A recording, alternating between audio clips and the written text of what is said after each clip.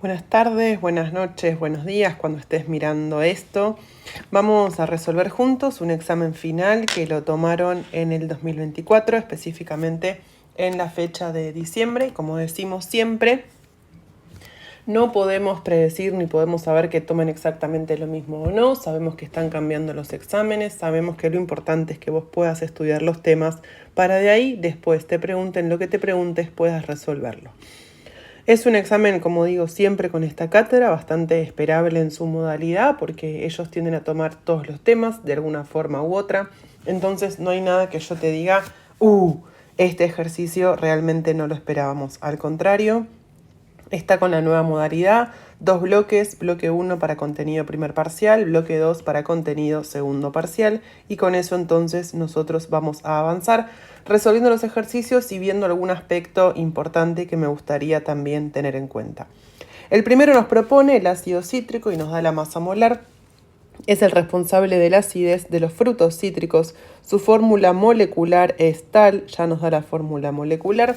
Obviamente, como esto está, entiendo que copiado y tipeado a mano, no tiene los subíndices ni nada de eso, así que no te espantes. Yo asumo que alguien debe haber copiado el examen para poder resolverlo y practicar si le fue mal en ese momento, y de ahí salió el tipeado. No fue una foto, porque sabemos que las fotos están prohibidas. Bien, entonces nos dan la masa molar, nos dan la fórmula molecular, nos piden la composición de los elementos. Sabemos que composición centesimal es algo que pueden llegar a tomar. No es tan común que tomen en función de los elementos, pero sí la composición centesimal. Entonces lo que yo voy a plantear es, tengo esta fórmula molecular y ahora voy a decir, bueno, si yo tengo 12 gramos de carbono por 6, tengo en total en esta compuesto 72 gramos que son de carbono. Tengo 1 gramo de hidrógeno por 8, entonces tengo 8 gramos de hidrógeno. Y voy a tener después 16 gramos de oxígeno por 7. ¿De dónde saqué estos valores? De la tabla periódica. Fui a buscar la masa atómica de cada uno y esa masa atómica, lo que hicimos después fue multiplicarla por la atomicidad de cada uno de estos elementos. Bien, tenemos acá 112 gramos. Ahora entonces, ¿qué es lo que tenemos que plantear? Nosotros queremos la composición centesimal. La composición centesimal, ¿qué significa entonces? Vamos a plantear qué masa tengo de cada uno de estos elementos, pero en 100 gramos de este compuesto. Yo ya sé cuánto tengo en esta masa. Vamos a ver cuánto tengo en 100. Entonces, ¿qué vamos a plantear? Ojo con la regla de 3, bien prolijo. Si en 192 gramos del ácido cítrico. Podés ponerle ácido cítrico, podés poner la fórmula, lo que vos prefieras. Tenemos presente ¿qué cosa? 72 gramos de carbono en 100 gramos del ácido cítrico. Vamos a tener X. Y a mí esta masa me dio aproximadamente 37,5 gramos de carbono. Algo importante. Nosotros no podemos decir si 192 es el 100%, cuánto es el 72 y ahí sacar el porcentaje. Eso no sería correcto. Tampoco podemos decir que esto es el porcentaje, porque esto es una regla de 3. La regla de 3 mantiene arriba y abajo de la misma columna las mismas unidades. Entonces yo solo voy a calcular masas de elementos. Esto es la masa del carbono. Y ahora las cuentas que vamos a hacer son casi iguales desde ya, pero vamos a ir planteando. Vamos a ponerle acá 8 gramos de hidrógeno, y cuando hacemos esta cuenta a mí me dio 4,17 gramos de hidrógeno, y vamos con el último, que son los 112 gramos de oxígeno.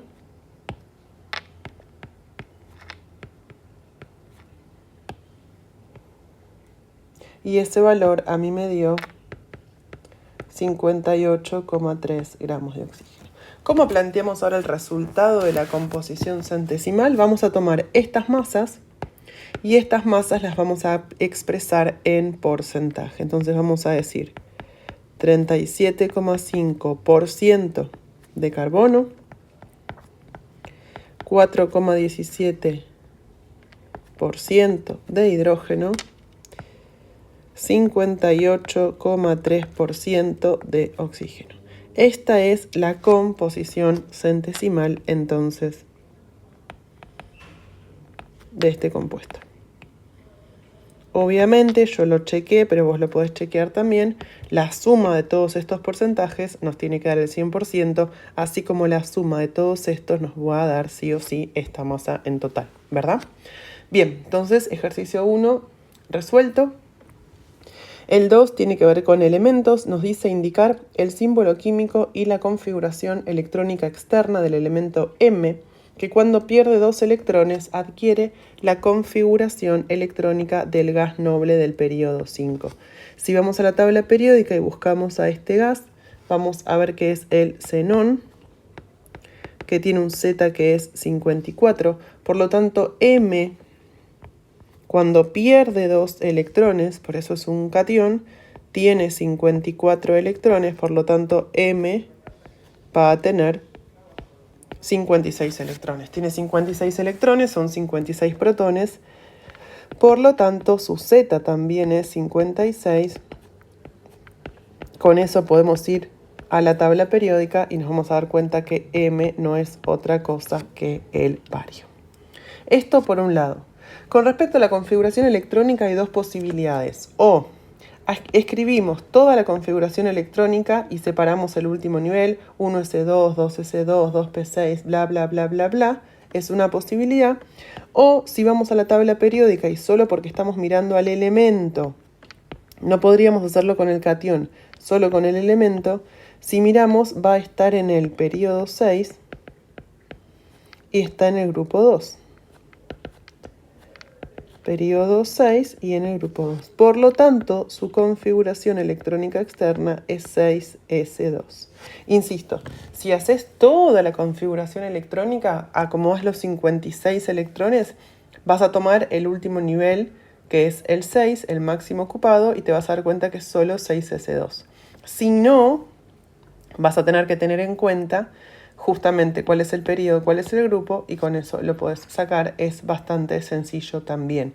Es un ejercicio corto que no requiere demasiado, que te pide a vos la respuesta, el símbolo y la configuración electrónica externa. Bien, acordate que, como decimos en otros videos de esta modalidad, tenemos que compensar ejercicios de un bloque y ejercicios también del otro. No podemos hacer solo un bloque entero porque te piden como mínimo 5 ejercicios y 2 de cada uno. Bien, nos dice escribir el nombre de la oxosal que forma el bromo con el estado de oxidación más 5, ¿ok? Y el calcio tiene estado de oxidación más 2, está en el grupo 2 en la tabla periódica. Pero ojo, porque este es uno de los errores más comunes, dice oxosal, y la oxosal sí o sí requiere oxígeno, aunque el enunciado no lo plantee. Es obvio que requiere oxígeno. Es el error más común de ustedes, es decir, después, pero no decía en ningún lado que teníamos que agregar el oxígeno. Bueno, sí, decía que era una oxosal. Las oxosales son compuestos ternarios, entonces, ¿cómo lo vamos a escribir? El calcio va al metal, el no metal y el oxígeno. ¿Cómo hacemos entonces ahora? Lo primero que buscamos es superar en número al no metal. Yo acá tengo menos 2, si coloco un átomo de oxígeno me queda menos 2, si coloco 2 me queda menos 4, si coloco 3 me queda menos 6. Por lo tanto acá vamos a colocar 3, 3 por menos 2 menos 6. Todo esto entonces vemos que va a tener menos 1. Es el oxoanión y tiene menos 1. Es el oxoanión, si te interesa, bromato. Esto por un lado. Como el calcio tiene estado de oxidación más 2 y el anión tiene menos 1, vamos a necesitar sí o sí 2 oxoaniones. Por lo tanto, si me pidiera la fórmula es esta. El nombre te lo decía antes, el oxoanión ya me ayuda. ¿Cómo lo vamos a determinar? Acordate que nosotros tenemos 4 opciones para el bromo: hipo-oso, el ácido hipocloroso, cloroso, clórico, perclórico, o si hablamos de los oxoaniones hipoclorito, clorito, clorato y perclorato. Así que este compuesto se va a llamar, bromato, lo dice con el cloro, bromato de calcio. No aclaro que es calcio 2, si aclarás va a estar mal. No aclaro que es calcio 2 porque el calcio tiene un solo estado de oxidación. Entonces, ojo ahí. ¿Qué me podrían preguntar? Me podrían preguntar, como en este caso, el nombre, me podrían preguntar la fórmula, me podrían pedir la Lewis también. Todo eso es posible y podría llegar a suceder. Así que ojo con saber una parte y otra no. Tener cuidado con eso. Ordenar la forma creciente de los puntos de ebullición de las siguientes sustancias. Otro ejercicio hiperesperado. Tenemos el sulfuro de sodio, es una sal binaria y es iónica porque el sodio es un metal. El sulfuro de hidrógeno es un compuesto covalente y es un compuesto polar. Si hacemos rápidamente la Lewis, nos va a pasar que nos quedan pares de electrones libres, ¿sí? Así que es un compuesto no solo que es covalente, sino que también es polar. Por lo tanto, va a tener fuerzas intermoleculares que van a ser de London y van a tener dipolo-dipolo. Le busqué el número de electrones para saber y me dio 18 electrones. Y ahora vamos con el otro, es el silano, es una de las excepciones que tenemos a nivel de los nombres, ¿sí? Metano, silano, fosfina, borano. Bueno, todo eso hay que saberlo, tenemos que tener en cuenta. Es covalente, pero es no polar, porque es una molécula simétrica. A nosotros nos va a quedar sencillamente así, hermosa. Entonces es no polar, solo va a tener London y también tiene 18 electrones, si no hice mal la cuenta. Por lo tanto, la intensidad de las London de ambas moléculas va a ser similar y esto es muy importante. Porque si mi compuesto covalente no polar tuviera una nube electrónica muy grande, ¿cómo determiné esto? El Z de cada elemento, 14, 1, 1, 1, 1. Si la nube electrónica de este compuesto que es no polar fuera mucho más grande que la de este, ¿qué sucedería entonces para nosotros? Probablemente esta London sería mucho más intensa, requeriría mucho más energía para poder romper los enlaces y eso generaría un punto de ebullición mucho mayor. Bien, entonces, ¿cómo vamos a ordenar esto de forma creciente? Me lo dice, es bastante simple y no hay nada confuso ni misterioso por acá. Y vamos con esto. Te pide justificar, entonces tenemos que justificar. Si esta es iónica, porque es iónica, dijimos que tenía un metal. Que sea iónica le va a generar mayor punto de ebullición o de fusión. ¿Por qué? Porque las interacciones tienen mayor intensidad, son fuerzas electrostáticas, hay aniones, cationes. Hay que explicarlo eso, ¿sí? No se justifica solo poniendo porque es iónica. A mí eso no me aclara absolutamente nada. Entonces, explicar, nos estamos jugando toda la nota, entonces por favor, acá hay interacciones electrostáticas, interacciones de London, interacciones dipolo-dipolo, explicar por qué es dipolo-dipolo, por qué es polar y por qué es polar. ¿No? Vos siempre tenés que pensar que el que va a leer tu examen tiene que entender lo que vos le estás queriendo decir.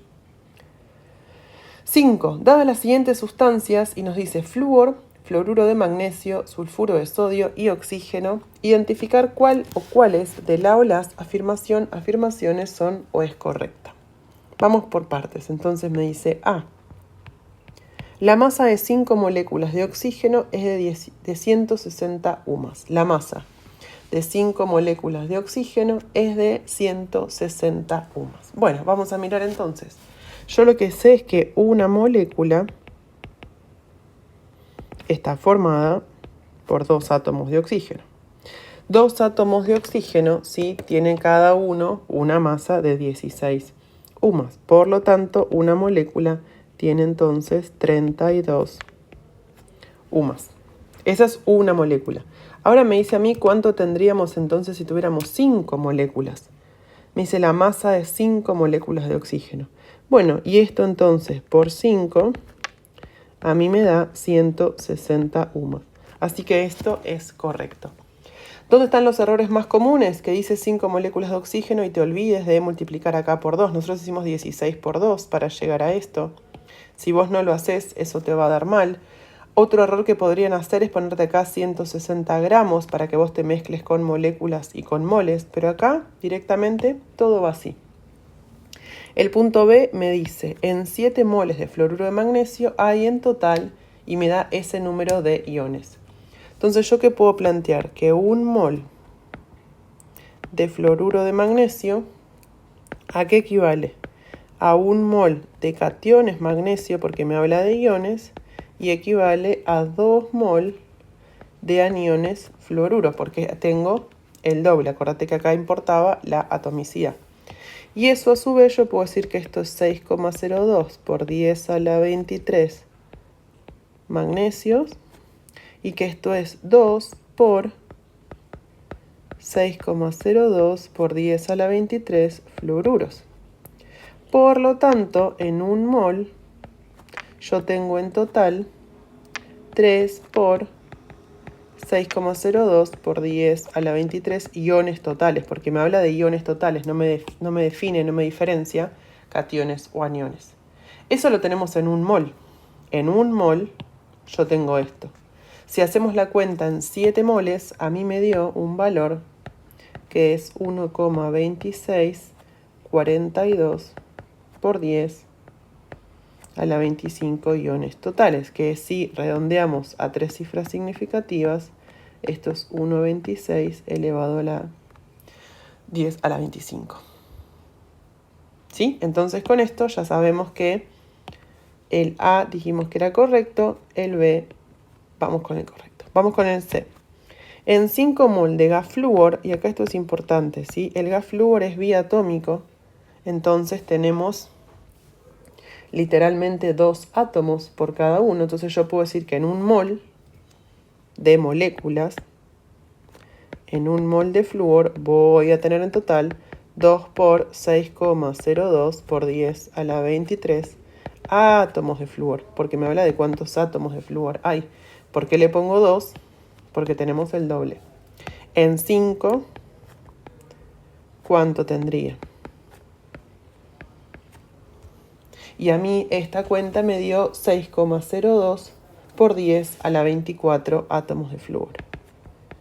6,02 por 10 a la 24 átomos de flúor. ¿Dónde podría estar el error acá? Que te olvides de poner este 2, entonces ahí sí te daría 3,01 por 10 a la 24. Y es difícil a veces, yo lo sé, cuando el resultado que nos da a nosotros, aunque haya un error, coincide con el enunciado, porque uno cree que entonces eso sí es real y justamente está hecho a propósito para que uno se confunda. Y el D es muy simple, me pide que calculemos la masa molar concretamente. Entonces vamos a la tabla periódica, buscamos la masa molar del sodio, la multiplicamos por 2, le sumamos la masa molar del azufre. Si yo no hice ninguna cuenta mal, a mí esto me da 62 gramos sobre mol. 23 por 2 más 32, y eso es lo que me da a mí. Acordate las unidades por las dudas, gramos sobre mol, entonces tampoco me da 55,1. ¿Sí? Ahí tenemos correctas e incorrectas con el razonamiento de cada uno específicamente. Pasamos del bloque 1, ahora entramos a lo que es para nosotros el bloque 2. Tenemos un ejercicio de gases, estequiometría, uno de soluciones, ácido, base y cinética. Sabemos que en general eligen cinética o equilibrio, no se va a repetir. Sabemos también que a veces hay ácido base, ácido fuerte, ácido débil. Bueno, uno de estequiometría esperamos sí o sí. Por eso siempre digo que cuando uno estudia, en general no tiene por qué irte mal, porque son temas que sabemos que van a tomar. Uno no puede ir a rendir cátedra de irricio diciendo ojalá no me tomen estequiometría, ojalá no me tomen soluciones. Y eso nunca va a suceder, básicamente. A un recipiente rígido que contiene 1,20 mol de dióxido de carbono a 1,80 atmósferas y 30 grados centígrados, me dice que se agrega una masa de un gas X a temperatura constante y la presión final fue tanto. Con esto estamos acá. Que me pide la masa molar del compuesto nuevo. Entonces, ¿qué podemos plantear? Bueno, ¿qué pasa inicialmente? Tengo moles de dióxido de carbono. ¿Cuántos? Tengo 1,20 mol. Eso genera una presión de 1,80 atmósferas. y una temperatura que pasado a Kelvin, esto ya me da 303 Kelvin. En la situación final, cuando yo ya agrego el nuevo gas, paso a tener entonces moles totales que no conozco, una presión que ya es presión total, que son 4,50 atmósferas, y la temperatura me dice que es constante, por lo tanto va a ser la misma. Un dato importante es que el recipiente me dijo que era rígido. Si el recipiente es rígido, acordate que el volumen es constante y no va a cambiar. Acá algo también para tener en cuenta, esto es lo que nosotros llamaríamos la presión parcial, es la presión solo del dióxido de carbono, y no tenemos nosotros el volumen, y hay varias posibilidades de cómo resolver este ejercicio objetivamente. Lo más directo podría ser calcular acá el volumen, para después, sabiendo que es el mismo, tener de acá y calcular acá los moles totales. Eso está bien, no es incorrecto. A mí me gusta siempre independizarnos, porque si acá faltara un valor, por ejemplo nos dijeran, la temperatura es constante y no te la da, acá no podés sacarlo y acá tampoco lo podés sacar. Si sos un poco más mental, matemático, con esta presión y con esta presión, podrías jugar a algo de las fracciones molares. Con las fracciones molares va a tener que ver en cuenta, también después poder tener en cuenta los moles. Con la fracción molar y los moles podríamos calcular los moles totales. Para mí lo más sencillo que vamos a plantearnos acá es decir, yo sé que en la situación final tengo la presión total por el volumen, que es igual a los moles totales por R por T. Y eso lo vamos a dividir, estamos comparando una ecuación con otra, lo vamos a dividir por la presión del dióxido de carbono por el volumen, por los moles del dióxido de carbono por R por T. ¿Por qué hago esto? Porque acá yo me puedo independizar de todo esto porque es constante. Y me queda mucho más fácil, porque me queda la presión total que la conozco sobre la presión del dióxido de carbono que la conozco. Esta es mi incógnita y esto es lo que yo ya tengo. Por lo tanto, ¿qué voy a hacer? Presión total dividido la presión del dióxido de carbono por los moles del dióxido de carbono. Esto es igual a los moles totales. Haciendo esa cuenta, a vos te va a dar un número muy lindo, casi que te diría que me sorprendió. A mí me dio que los moles totales son iguales a 3. Y estos 3 moles, obviamente, ¿qué son? Son la suma de los moles del gas que no conozco y los moles del dióxido de carbono, que nosotros sí conocemos que era 1,20. Por lo tanto, de acá yo logro saber que los moles de X2, porque es X2 la fórmula, son igual a 1,80. ¿Por qué? Porque los moles del dióxido de carbono eran 1,20 acá. Entonces tengo el número de moles, yo tengo la masa en el enunciado, yo sé a cuánto equivale esa masa y tenemos dos opciones. O hacemos una regla de 3, 1,80 moles esa masa, un mol cuánto, o usamos la formulita. ¿Qué formulita me refiero? N es igual a masa sobre masa molar. Yo quiero buscar la masa molar, por lo tanto puedo hacer masa sobre número de moles. Y cuando hice esa cuenta o haciendo la regla de 3 te tiene que dar igual.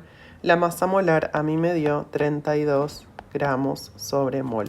Ojo con las unidades, esta es la respuesta, porque me pide la masa molar de X2. Si me pidiera la masa molar de X, lógicamente esto sería entonces 16 gramos sobre mol. Ojo, porque otra cosa que me podría pedir por inventar algo es que me diga buscar la masa molar de un compuesto que forma XO2. Entonces saco la masa de X y ahora después me voy con esto. ¿Sí? Por decir algo, me refiero a que podríamos inventar. Y esto podría ser cualquier cosa, o podría ser XH2, no sé, cualquier compuesto que podríamos formar, porque a veces no te pide la masa molar puntual de esto, pero de esto sacamos algo con esto para esto combinarlo después con otra cosa y traerlo, ¿sí? Tener en cuenta eso, que nosotros no tenemos que ir directo a buscar lo que nos pide el ejercicio, sino ir pudiendo ver con los datos que tengo cómo me puedo ir aproximando hasta llegar a ese momento. Ejercicio de estequiometría básico, simple, no hay mucha mística ni mucha cosa rara para que nos tomen a nosotros. Acá aprovecho la situación para recordar que soy Belu. Ahí estoy jugando con el loguito, sí, soy Belu. Soy bioquímica, soy ex docente del CBC. Ya no trabajo para la cátedra, por eso resuelvo los ejercicios y los puedo subir. Quiero ayudarte a que puedas entender y aprender. Y el contenido que está en este canal es absolutamente gratis, por eso siempre digo que si podés, tu donación, tu aporte económico al alias Química con Belu, a mí me viene fantástico. Que le cuentes a otros, que reenvíes el material, que lo compartas, que lo mires, que lo comentes, también mucho más. Bien, ejercicio, estequiometría, nos daban la ecuación. Lo primero que yo hice fue armar la tabla, que sabemos que nos va a ayudar a poder resolver el ejercicio. Masa y moles, como hacemos siempre, porque creo que es la mejor parte y nos ordena todo este contenido. Recordemos, si sumamos esto y sumamos esto otro, nosotros tenemos la misma masa porque se conserva justamente las masas dentro de la reacción química. Y el enunciado nos dice, cuando se mezclaron 127 gramos de una muestra impura de sulfito de potasio con exceso de ácido nítrico, y me cuenta el porcentaje, pero ya me dice que esto tiene exceso, se obtuvieron 11,2 litros de dióxido de azufre gaseoso medidos a 1 atmósfera y 0 grados centígrados. Si el rendimiento de la reacción es del 94,7% y me piden que calcule el porcentaje de pureza de la muestra del sulfito de potasio. Bueno, es bastante simple, no hay demasiada cosa rara. Algo importante, esto es una muestra impura, esto está en exceso, ¿sí? Aunque me dan la concentración, me podrían pedir en algún momento que yo después diga cuál es el volumen mínimo. Podría ser, pero ya teniendo el exceso es un dato genial porque yo ya estoy segura que este va a ser mi limitante y no tengo que hacer más nada con eso. Lo primero que hacemos es traducimos estos datos porque no podemos trabajar ni con volumen, ni con atmósfera, ni con grados centígrados, porque la presión, la temperatura no son magnitudes que yo pueda usar acá. Entonces, cuando yo saqué este número de moles, a mí me dio un número muy hermoso, que es 0,500 mol del dióxido de azufre. Pero esto está obtenido cuando el rendimiento de la reacción es el 94,7, es decir, esto es el 94,7. Yo voy a tener que ir al revés en el ejercicio, voy para atrás porque tengo que calcular un dato de los reactivos y entonces ahí no voy a usar este valor. Voy a usar el 100% porque yo obtuve menos por alguna falla de mi reacción química, de mi sistema, no porque yo haya querido obtener eso. Entonces, lo real, ¿sí? Esto es lo real. Siempre hablamos del producto obtenido o el producto real y el producto esperado. Eso es lo real y es el 94,7%. Vamos a esperar, vamos a buscar cuál sería lo esperado para nosotros. Y a mí ese valor me dio 0,5283133 mol. Ese es el producto esperado. Ese es el producto esperado. Con este producto esperado es que yo ahora voy a hacer la cuenta para ver aquí. Y acá a mí me llama mucho la atención por los valores que nos da. Esperaría un valor mayor, pero lo vamos a plantear tal cual y vamos a decir, cuando yo obtengo 2 moles, acá está el error. No encontraba el error, les voy a contar. Resolví, no encontraba el error. Yo decía, no puede ser, me daba un valor, una pureza muy chiquitita, y no podía ser, no lo encontraba. Lo acabo de mirar, yo había puesto 2 acá, y de hecho esto es la masa de 1. Acá le puse un 2, no sé, por cualquier cosa. Vamos entonces, ahí descubrimos mi propio error. 1 mol del dióxido de azufre se obtiene gracias a 158,2 gramos del sulfito de potasio. Este número, porque es lo esperado, es lo que yo esperaría obtener, entonces yo pongo reactivo para todo esto, este valor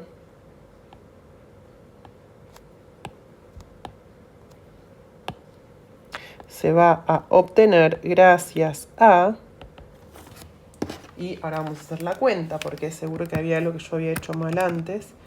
83133. Eso es para que vean que nadie tiene nada asegurado, que todos somos falibles, no infalibles. Y esta es la masa del sulfito de sodio pura. Esta masa es la pura. Gracias a esta masa nosotros obtuvimos la reacción química porque el otro reactivo estaba en exceso y no tuve que preocuparme por eso. Pero ahora mi muestra no tenía solo esto, mi muestra tenía todo esto. Entonces lo que hacemos ahora es podemos comparar, podemos hacer la masa pura sobre la masa de la muestra por 100 y con eso vamos a lograr obtener nosotros cuál es el porcentaje de pureza de esa muestra. Si hacemos eso, a mí ya redondeándolo con 3 cifras significativas me está dando 65,8 de pureza. Repito, yo decía la masa pura, así tal cual de la calcu, dividido la masa de la muestra, que es la masa total, por 100, y con ese por 100 nosotros logramos entonces conocer el porcentaje de pureza. A mí me daba un porcentaje de pureza obviamente más chiquito, era 32,9, era la mitad, era raro, me parecía muy raro, así que ahora esto tiene un poquito más de sentido. Ejercicios de estequiometría, si te parece que estás medio flojo, hay un montón dando vueltas en el canal y podrías usar lo que tengas dando eso, ¿no? La posibilidad de resolver sin función de quedarte pensando en que van a tomar exactamente eso, ¿no? Pero sí ir aumentando la posibilidad de los ejercicios y la variedad. Otro ejercicio, vamos con este de soluciones. Nos dice que tenemos una solución que tiene 3,50 decímetros cúbicos de solución que contiene 107 gramos de cloruro de potasio. Entiendo que esto es el soluto. Y tiene una densidad, la misma solución tiene una densidad que es de 1,05. Ojo acá, porque es gramos sobre mililitros o 1,05 gramos sobre centímetro cúbico. Me piden calcular la molaridad de esa solución. Acá me llama la atención para qué nos dan esto, porque con el volumen y la masa del soluto yo ya puedo trabajar. ¿Qué significa molaridad? ¿Qué es la molaridad de algo? Son los moles de soluto sobre 1000 mililitros o un decímetro cúbico de la solución. Tengo el volumen, tengo la masa del soluto, pero puedo calcular su masa molar con la masa 39,1, la masa del potasio, 35,45 la masa del cloro. Con esto puedo calcular la masa molar, puedo sacar el número de moles que hay presentes acá. A mí me da 1,43, 527,8, para que vos chequees si te da lo mismo, moles. Y tengo estos moles en este volumen. Puedo hacer regla de 3, puedo hacer una ecuación como prefiera, pero si tengo esto en 3,50, en 1 ¿cuánto voy a tener? Y la molaridad a mí me dio 0,410 molar esta solución. Con esto, ¿sí? Tenemos este ejercicio.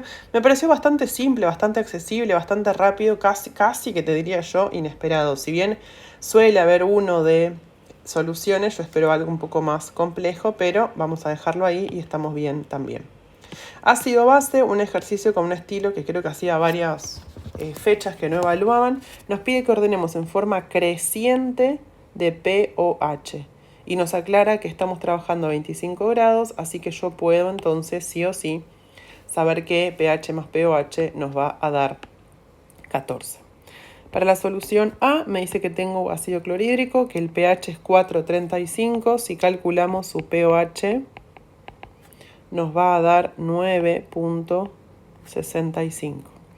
La solución B, ojo, porque tenemos hidróxido de calcio.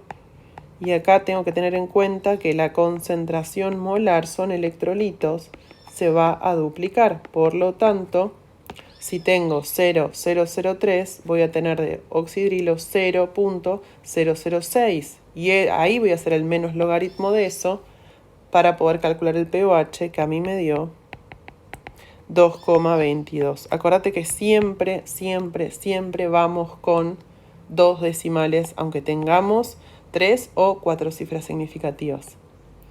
Ácido perclórico es un ácido fuerte. Con este valor yo lo que hice fue sacar el pH, me dio 5, por lo tanto el pOH me dio 9. Tiene sentido, cuando la sustancia es un ácido, el pOH me da alto, cuando la sustancia es una base, el pOH me da bajito. Y el último es una base fuerte que no tiene doble concentración ni triple de los oxidrilos, así que directamente su pOH me va a dar 5. Sencillo, ahora solamente es acomodarlos. Me pide creciente. Creciente es que crezca, o sea, del más chiquito al más grande. Vamos con el B, con el D, con el C y con el A. Estas son las bases, estos son los ácidos, como decíamos antes. A mayor pOH, yo tengo mayor pOH, menor pH, porque sumados me tienen que dar 14. Entonces, lógicamente, esto es más ácido, ¿sí? Fundamental este tipo de ejercicios con cuentas, sin cuentas, razonándolo, pero clave. Último, cinética, hiperpapa, hiperpapa. La verdad que en este final estuvieron generosos con algunas cosas. Me dice que cuando reacciona el trifluoruro de boro con el amoníaco, se va a formar una sustancia rarísima que no nos importa a nosotros su nombre desde ya. Y experimentalmente se verifica que, chachán, acá viene lo importante. Si se duplica, ¿no? Duplico la concentración de amoníaco, ¿qué le pasa a la velocidad? Se duplica. Y que si se reduce a la mitad la concentración del trifluoruro de boro, ¿qué le pasa a la velocidad? También se reduce a la mitad. Bien, así como modifico la concentración, se modifica la velocidad, acordate que esto es orden 1. Muchas veces lo que hacen es pensar que es orden 2 porque habla de 2. Ojo, si fuera orden 2, yo duplico esto y la velocidad aumenta por 4. Ojo con eso. Si es orden 0, yo duplico esto y la velocidad no cambia. Entonces, ojo ahí. Si yo triplico esto y es orden 2, esto me da 9. Es tener en cuenta esas cosas. Y el de abajo, para el trifluoruro de boro, también es orden 1 porque responde igual. El mismo cambio que le hice yo a la concentración se lo hice a la velocidad. Entonces, esto es importante. Cinética es un tema muy importante, es muy corto, es muy simple, lo tenés que poder saber.